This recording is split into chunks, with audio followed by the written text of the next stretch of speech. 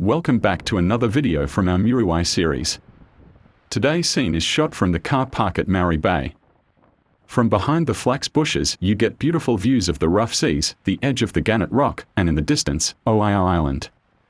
Flax is unique to New Zealand and is one of our most ancient plant species. Flax bushes will often support a large community of animals, providing shelter and an abundant food resource. The fiber has been widely used since the arrival of Maori to New Zealand, originally in Maori traditional textiles and also in rope and sail making after the arrival of Europeans until at least World War II. I hope you enjoy the rest of this video. Please don't forget to like, comment and subscribe.